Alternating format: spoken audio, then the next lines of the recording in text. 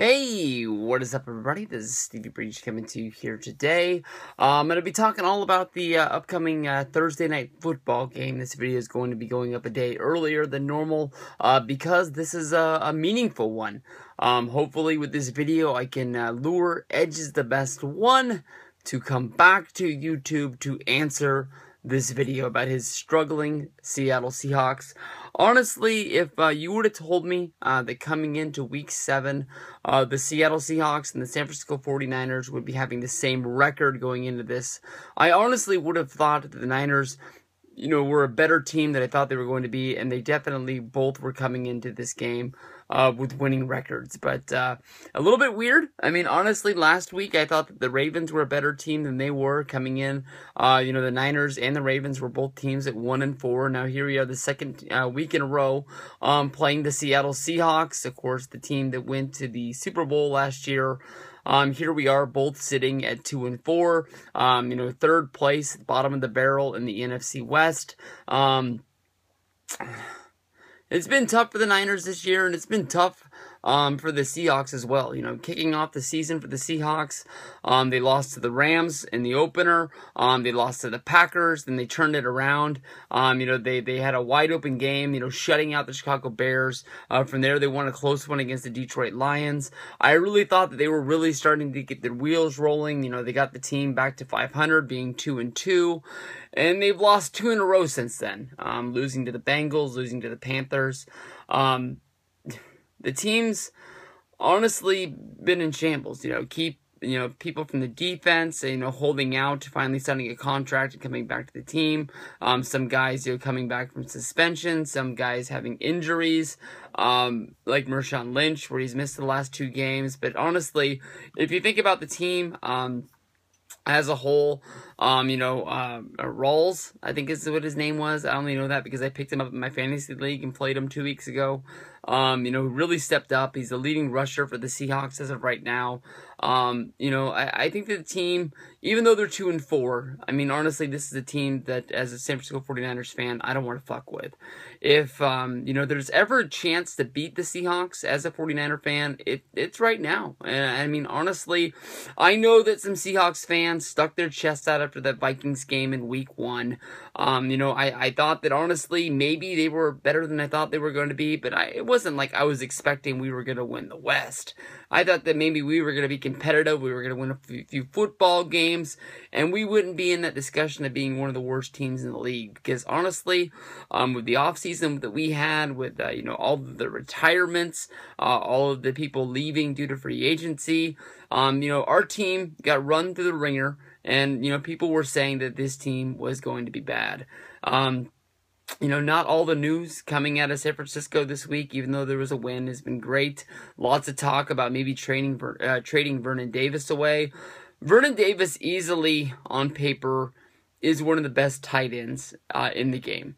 Honestly, Vernon Davis has days, very seldomly, when he really syncs up with Kaepernick. I know the first few years that he was in San Francisco, we didn't have an offensive line. He was almost used exclusively as a blocker, and that's really what the tight end position is made to be. A guy that's in there to block, occasionally catch a pass here or there. In the past few years, the tight end position has really blown up to be something else. Maybe Antonio Gates or Tony Gonzalez, or the guys to really open the door for that. But I wish I could tell you that I really am stuck to sticking with Vernon Davis. But honestly, even though the Vernon Davis has this huge upside, honestly, at the point where I sort of believe in the 49ers and the way they draft, if you can trade Vernon Davis and you can pick up some draft picks, I don't think it's going to hurt this team that much. You can definitely see by Vernon Davis's numbers when Alex Smith was here and when Colin Kaepernick was here that he's also getting older. This is the guy that was drafted in 2006. He's just not a big part of the San Francisco offense. I mean, when you talk to somebody who watches all the league, they don't watch Niner games in and out. They don't really know the stats of, what's going on for Vernon Davis.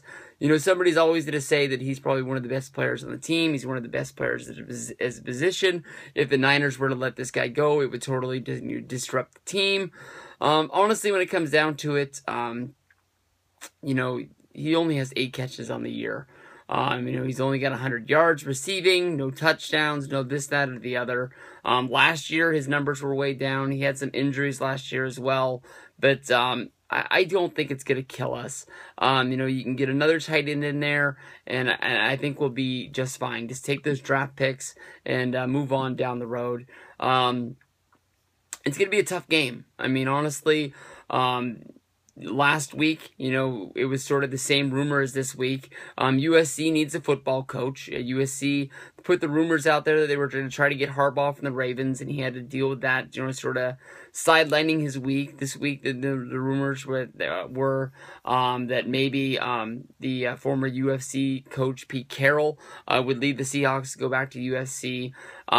I think that right now is almost one of the worst times for Carroll to go back. When Carroll left the USC program, it was right before the bomb dropped on that entire program, and all of the cheating, all the scandals from, that Reggie Bush era, and what the fuck was that quarterback's name? He left and he got drafted. He went to the freaking Cardinals, and then he was going to be the starter, and then he took that picture on social media, on Twitter, in the hot tub, and from there he just lost it. I can't remember that guy's name, but once Carroll left to go to the Seahawks, it was almost like he took the job as an escape. He's a really good football coach. I don't want to take anything away from him, but I know ESPN has the 30 for 30, which is going to be coming up this week, where it's going to be sort of showing all of the scandals that went down at USC, even though they were a great football team. There was a lot of shit going on behind the scenes that were not good, and they were cheating. And I know I say a lot of things about Carroll, handing out PEDs to the players and things like that. But that I don't really think of that. I have a lot of respect for Pete Carroll. Just because he cheated in college doesn't mean he's going to cheat in the pros. I just don't like the Seahawks, and that's really what it comes down to. When it comes down to looking at these teams, I'll definitely give it to them. I know that the Seahawks are having their problems. I know that the Seahawks, their defense really didn't play up to what, it was supposed to be. But you got big names out there. The Niners lost a lot of big names. But when you look at the Seahawks and the 49ers teams, they're very, very well balanced. They're almost like a carbon copy of each other. Russell Wilson and Colin Kaepernick. You look at the stats, there's only 100 yards passing yards separating these guys. There's only 1 touchdown, 2 interceptions. They go hand in hand. Carlos Hyde is having a great second year in the league. Marshawn Lynch has had a few injuries. He's in that top echelon of running backs. Maybe he's hit that point like Sean Alexander did for the Seahawks, that he hits that magical age, and all of a sudden the skills start to diminish. You got Vernon Davis, you got Jimmy Graham, 2 high impact tight ends. The Seahawks are a good team. The 49ers on paper should not be a good team. In my pick'em league, honestly, I will pick the Seahawks to win this game. As a 49ers fan, I'm going to go into this game believing that we have a chance. You keep it close. Anything can happen. Don't let the first quarter be a landslide of just them just racking up big time numbers, and it could be good. I think the one guy that the game comes down to having a great game and working out for the Niners is Colin Kaepernick. I called him out in the last week.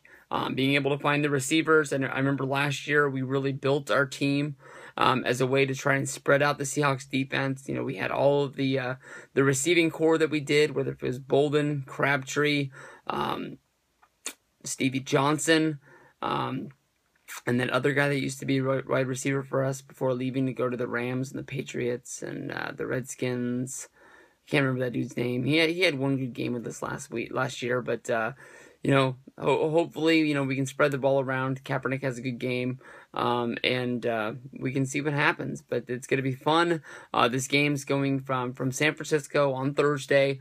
I believe it's week 7, so we're still on CBS. We're still on the NFL Network, and it's going to be fun all around. So, Alex, suck it. Go Niners. Let's get a win and play some 49er football.